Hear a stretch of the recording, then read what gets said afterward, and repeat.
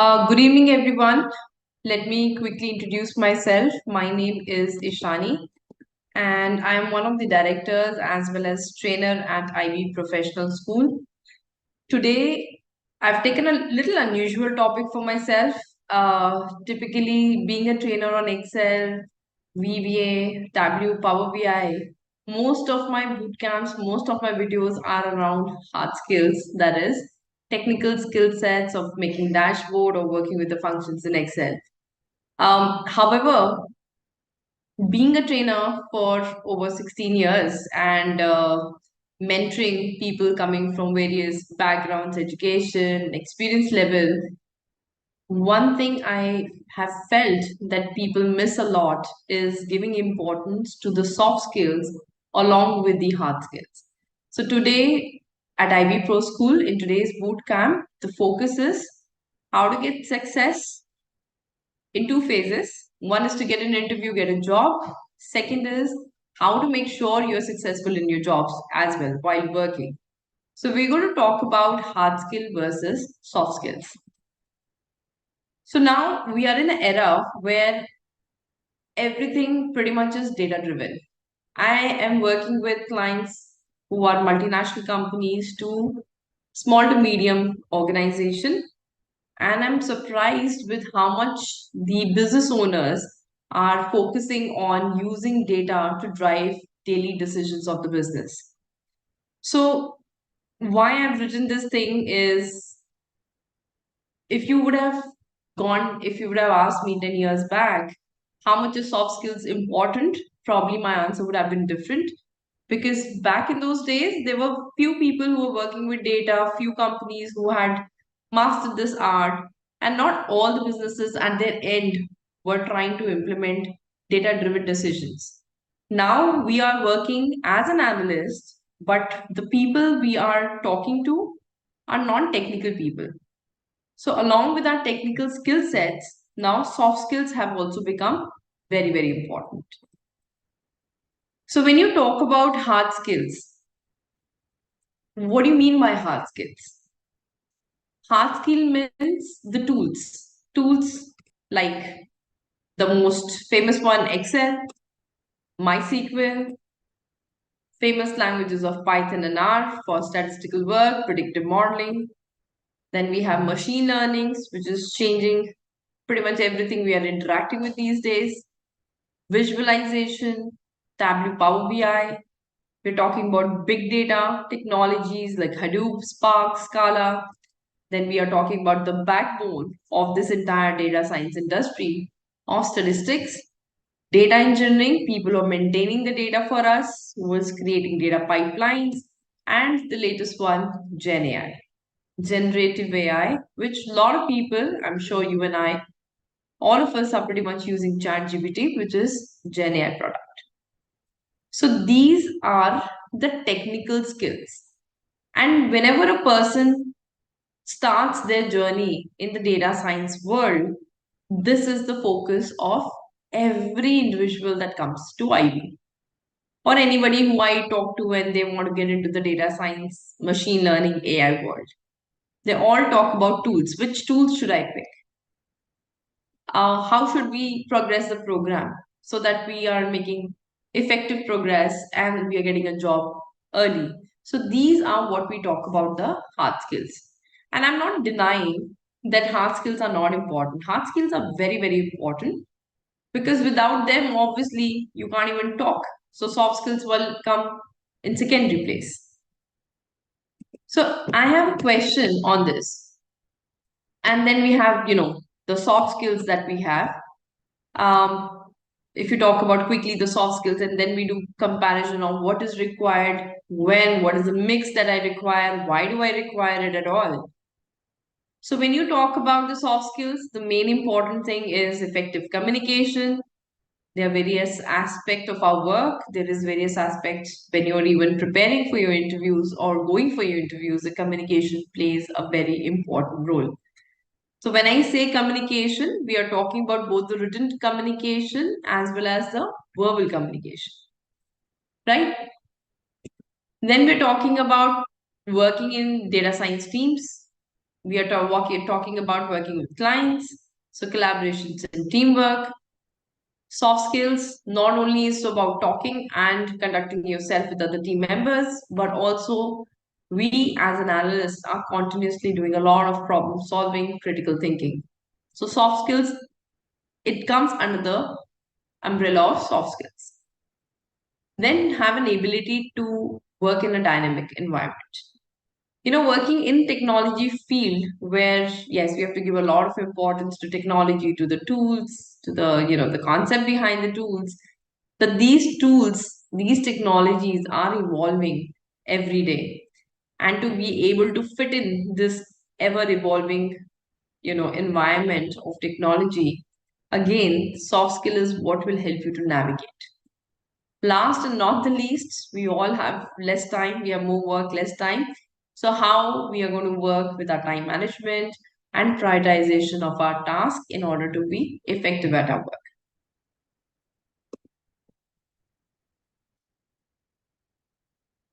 Now, there are two aspects to it, and we'll discuss about in which aspect what skill takes over the other one. So when you talk about preparing for data science jobs, right? When you're in the phase that yes, you decided, I want to get into data science, I want to become a machine learning guy, I want to become a data analyst, I want to become a visualizer, and what are the tools I need? So we guide you through the tools. The next step becomes once you've gone through the tools, how do I get my interview? So what is more important when you're trying to get interview in the data world? Is it the hard skills or the soft skills? What will get interviews to you? So answer undoubtedly are the hard skills. And why hard skills? Because even before you sit in front of anyone to give an interview, first and foremost thing that goes to this interviewer, the company, is a resume. You might write anything in your resume related to I'm a team worker, I have leadership skill, I have very good time management, I have attention to details, but these are all words on that piece of paper. No recruiter is actually focusing on your soft skills while reading your resume. Now, what they're looking for is specific tools, specific knowledge, technique that should reflect on your resume. So, the resume, or when we're trying to get an interview, the main things are hard skills. And we've spoken about the hard skills, we're talking about the tools, we're talking about the techniques. So, that is why it is important because that's what helps me to build my resume. That's what is going to be in my resume so that a person can decide, yes, whether I want to interview this person or not. Then comes project portfolio. Now, in the resume, just writing few lines that yes, I know machine learning, I know Python, I know R, I know Power BI really doesn't mean anything in today's time. What the recruiter is looking at is, do you even know how to solve a business problem using the tools that you've learned? So that, again, hard skills. Because what we are going to do, we are going to create a project portfolios. What are project portfolios? For example, taking a business problem, is my customer churning?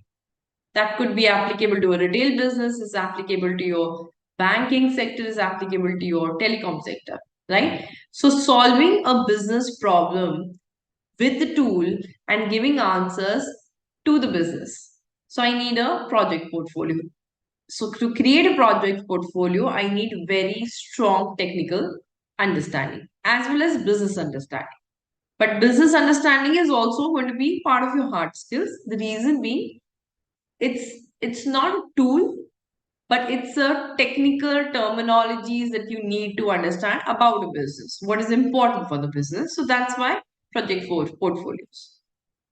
Next is we need enough keywords for all the softwares that are out there. So the resumes get picked. So all these hard skills that we are gaining during the courses, during our self-learning based programs, we are getting those to match the keywords on the job openings. And last and not the least, using this hard skills like Excel, SQL, it's not that only you get a job of a data scientist. There are various jobs, multiple businesses, like I said, small to medium, small businesses are also looking for people who can help them to use the data that they have stored for years and years and help them to move towards a more data driven decisions in business. Now, somebody has asked this question. Can you please tell something about data science course and how can we get placement from there?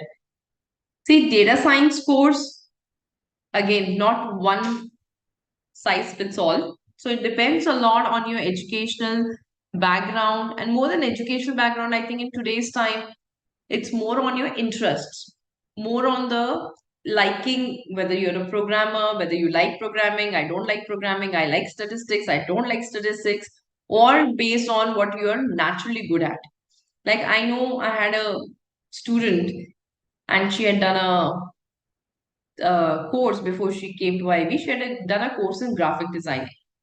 She turned out to be one of the best students when it came to creating beautifully well designed, very good layout dashboards. So it depends on that. And based on that, once you get into the programs, the focus is learning the tools and learning the tools with respect to business problem solving. So giving a simple example, if I know how to use a VLOOKUP, or if I know how to create, let's say, a pie chart in a dashboard. Now, knowing that is not enough. What I need to know is when will I use a VLOOKUP? How will I implement it in business? Or if I'm creating a chart, why a pie chart? Why not a bar graph? Why not a line chart? And how is this helping my business?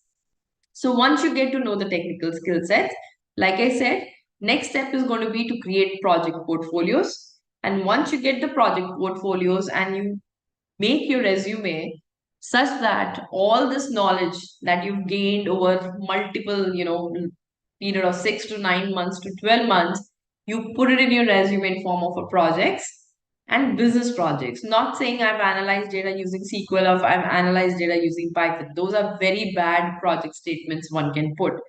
So put using the right keywords, right, using the right business language in your resume, and that results in interviews. And in interviews also, if you're doing a lot of project portfolios, the whole interview is going to revolve around your projects. And since they are your projects, you are in a very good shape or you're in a good command to steer the interview in your favor. But if you don't have anything like this, honestly, in today's time, you will not end up with the interviews at all. And even if you end up in the interview without any proper project portfolio, it's going to be so super technical that you may not be able to clear it easily. So the key is do the courses side by side, do the projects, create your LinkedIn profiles, and that's what gets you the interview and the jobs. I hope that answers the question. Now, this is one phase when we are trying to prepare for the interview. Now, what about at the interview? Because over here, we're not, I know there may be a mixed people over here who are just trying to sit and understand hard skills versus soft skills. But I know majority of the people who would have joined in today's session are the people who are still aspiring to become a data analyst and they're trying to figure out what did I miss or what can I add on in order to crack my interviews. So the next thing is at the interview, what is more important? Is it the hard skills or is it the soft skill? What do you guys think?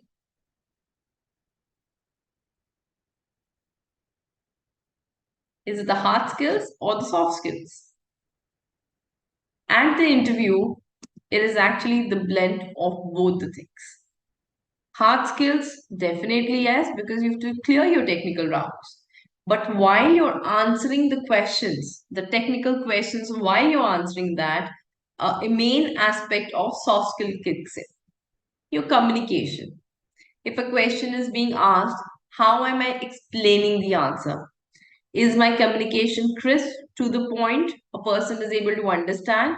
Am I able to convince the other person of my thought process or not? My body language. Do I look calm, composed? I'm not jittery. I'm not, fiddling with something. I'm very calm and composed in giving my interviews. So that is the aspect of a soft skill. And the last one, the confidence level. You'll be surprised. I have sat through many interviews myself when I did my bachelor's and then I did my master's.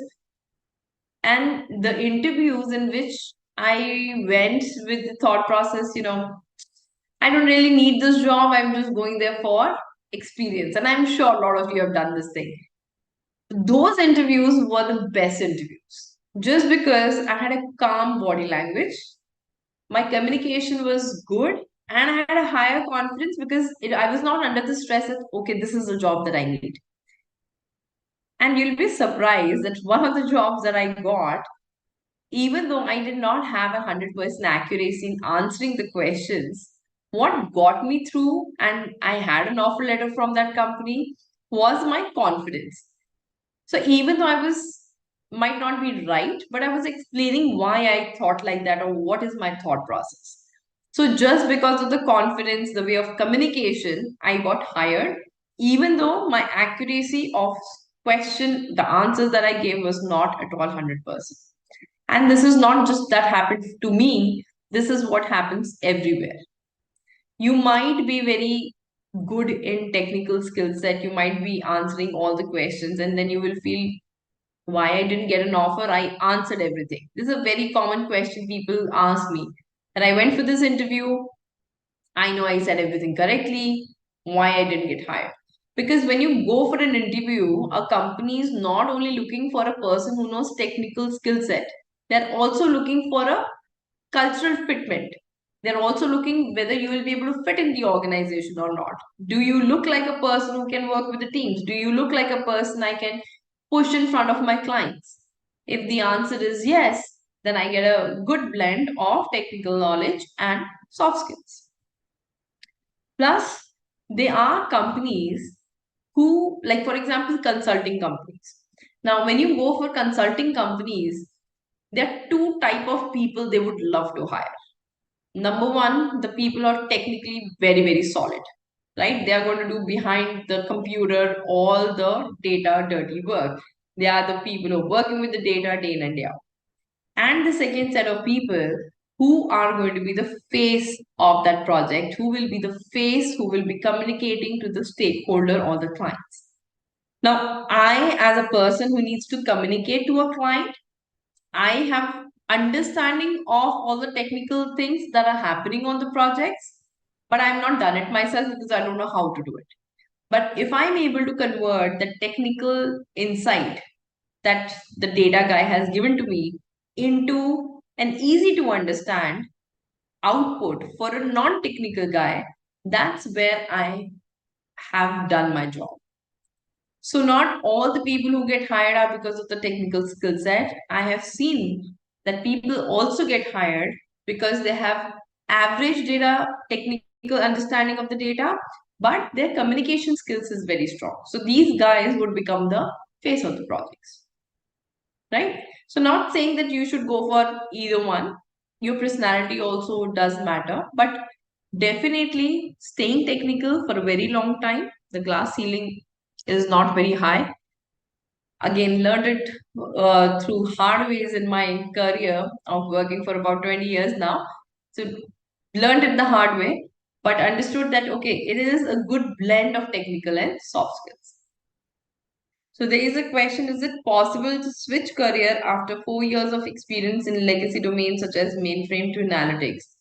The Sanmitra, to be honest, there is no restriction left right now in this industry of data science and machine learning of switching careers from any educational background or coming from any of the technical experience that you have.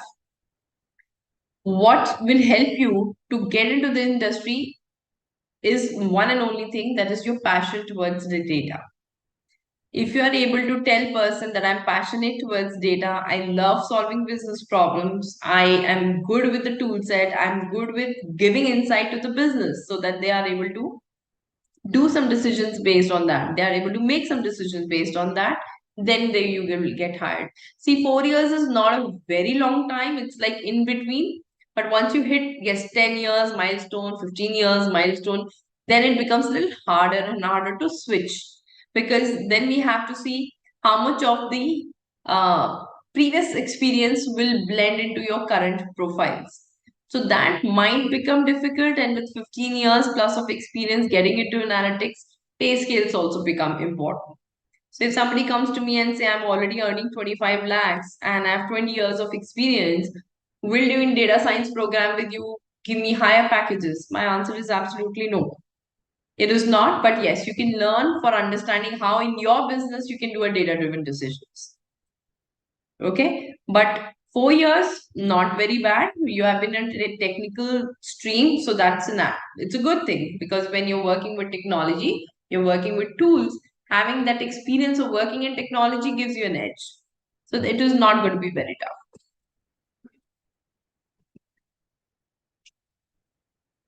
Now, why soft skills are so important?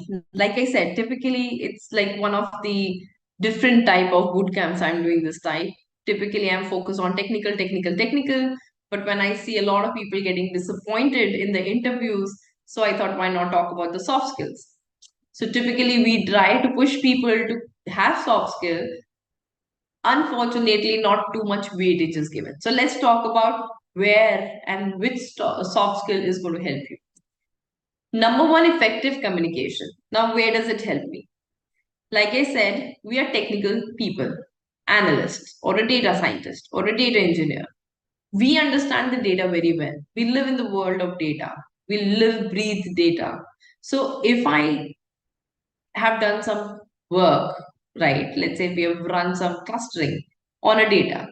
Now, I can't report the output that I get from my tool to my clients or the stakeholders, because people who are using the work are not technical guys. The people who are using your work are business people, and business people will only understand a business language. So, if I'm technically strong but I'm not able to communicate to these stakeholders, to these clients, all my work goes down. So in effective communication, I'm converting complex data insight in simple language to the non-technical stakeholders. To be able to convince, like I'll give you a simple example. One of our clients had called me saying there's a Excel issue that he wanted me to look over and find a solution for them. So I went there, and what I figured out, it's not an Excel problem only. It was actually a machine learning problem that he or the company was facing, the view was facing. And for me to be able to explain them that why is it not Excel and why is it a machine learning problem was only possible because I was able to translate my technical thoughts into a simple language to them. And then they understood, yes, this is something a machine learning model has to be built to solve my business problem. So a lot of explaining your thought process, convincing the clients, convincing the stakeholders, good communication skill does matter. So when we say communication skills, yes, the verbal skills are there, but how's your body language? How you're telling the person, right? How you're trying to convince your facial expression, your hand movements, your confidence level, everything gets important during these communications. Then collaboration and teamwork. Now, why collaboration and teamwork requires soft skills?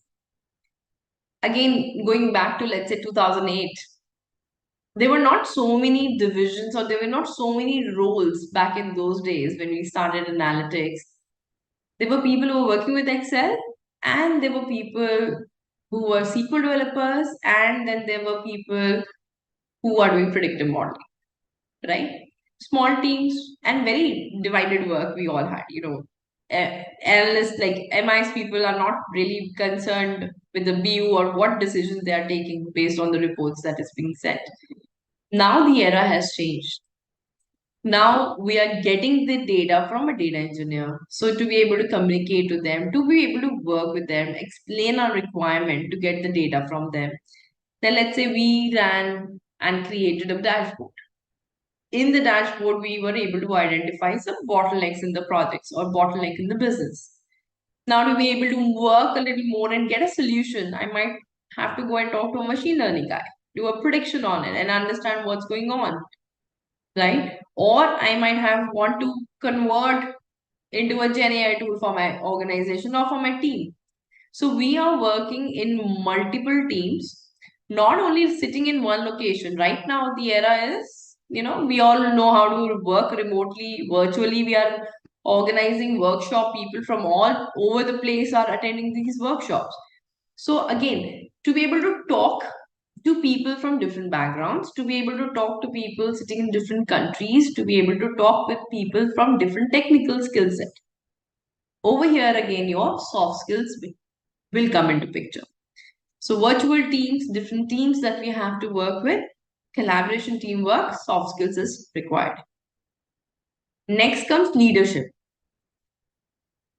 We all in our career path would have mapped, I want to do this for the 2 years, next 5 years I want to do this, and pretty much towards the 7 to 10 years, we have written or we have mapped this in our head that I want to lead a team someday, right? I would love to lead a team. Now, when you lead a team will only follow you, team will only be with you if your soft skills are good. To be able to manage people expectation, to be able to convince them to do your work, to be able to, help them in their work. Again, this is a work of soft skills. So even for leadership, when you put it in your resume, I have strong leadership quality. Companies would love that because ultimately they would want people to lead teams. They are good in technical things. They have to be the people who are leading the teams, leading the business units, getting revenue and the businesses for the organizations. So strong interpersonal skills, be able to talk and empathize with people, to be able to motivate my team members. That would make me a strong leader.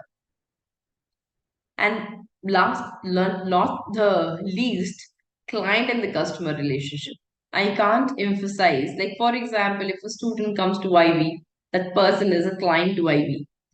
Now my communication skills, like I may be a very good trainer, and I've seen this thing. I've seen some of very good technical people are there who deliver lectures, but the other side, they are not able to understand or they are not able to connect to the trainers and they fall asleep. So I had an opportunity while studying in US and masters. We were all supposed to go for some good, presentations and the research that's going on in our field.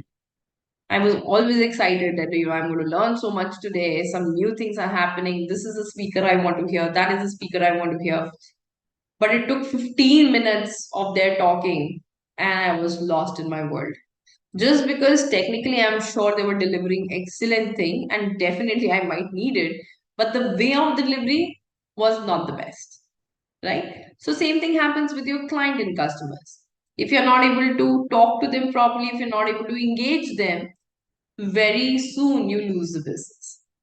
So when you talk about being analysts, nowadays analysts are not supposed to be the only people who are working with the tools, but very important aspect of being analyst is to be able to to be able to explain what they did, to be able to convince a person to buy the product. And that's why the soft skills have become so important. So that's the end of my presentation. If anybody wants to ask any question, I'm open to answering the question. I know a lot of people have, oh, there's one more slide.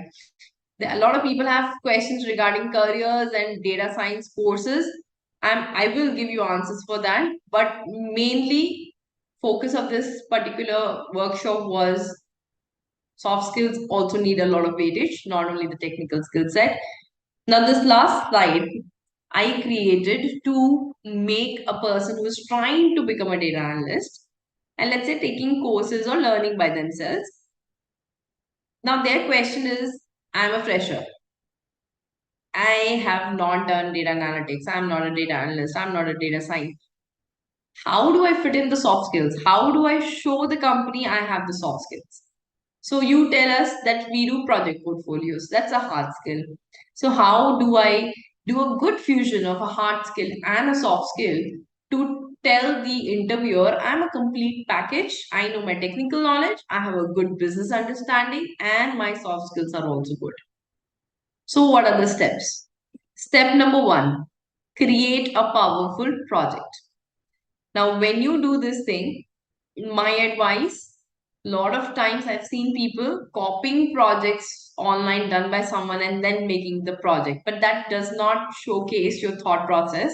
And trust me, if anybody Googles for it, they will get all the copies of the projects that have been created. So create your own project with your business problem, your business understanding, your insight about the data and the work that you've done.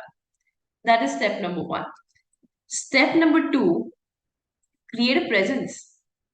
Why do you have to wait for a resume to go to some company to showcase your portfolio? LinkedIn is an excellent platform where all of us who aspire to be a data analyst or are already working as a data analyst, data scientist, as a machine learning person are present on LinkedIn. Put your work over there, let everyone admire, let your network grow, and people will look at, okay, you know XYZ tools, and you're able to work, and you're able to work on a business problem and give a business output out of it. Now, once this is done, don't leave the projects with only snapshots or only PDFs that are uploaded and left the user to understand what you did. In your LinkedIn post, on the top, along with your project snapshots, on the top, explain what the business problem is. Explain in short. I'm not saying make a very long write up. Short, what you did, and conclusion should be what is the impact on the business, or what decision did business make based on your work. Because till the time your projects are not business oriented, they look like dummy projects where you know how to run a tool, but you still, if I hire you, I'm sure you cannot work on the business side of the data. And once this is done, so this is all, the first two are all your technical skill set. But when you're writing, your soft skills come into picture, your verbal communication comes into picture, right? How you're articulating your output comes into picture. And then create a 5-minute video. And I know a lot of people are shy. Whenever I tell them do this thing, they are very shy. I don't know. People might make fun. I might not do a perfect job, but nobody's perfect.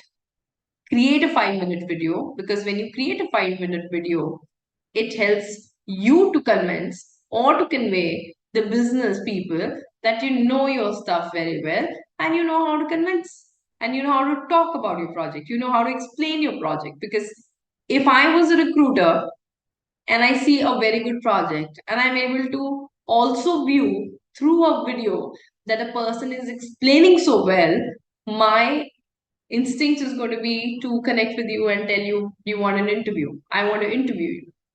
So these 5-minute videos have a lot of impact.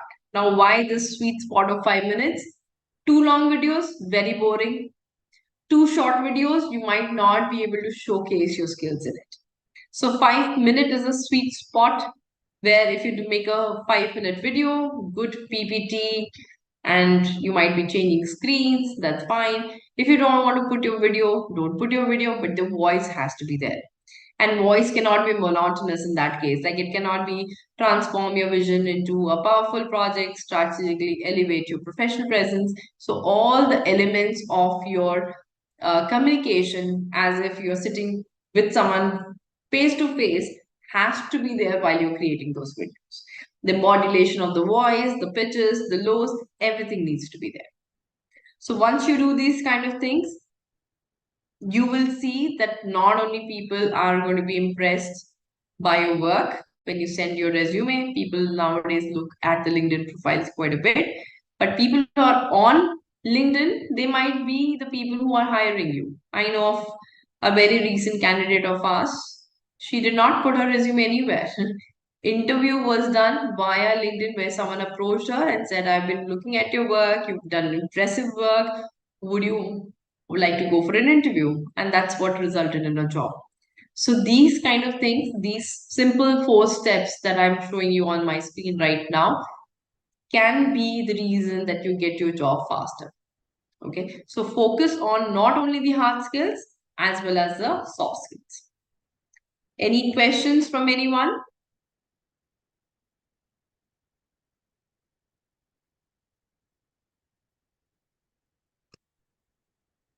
In case you have any questions or you would like to be connected with me on LinkedIn to ask questions one to one, you can always search for my name on LinkedIn with Ivy Pro School, and you should be able to find me. I will be more than happy to connect with you on LinkedIn and guide you through the process. So I hope you enjoyed this small presentation, and I hope you have understood the importance of soft skills, not only focusing on the hard skill to get a job, but also giving due importance to your soft skills and then going for your next interview. Thank you so much. You have a great day. Meet you in the next boot camp. Thank you so much. Bye bye.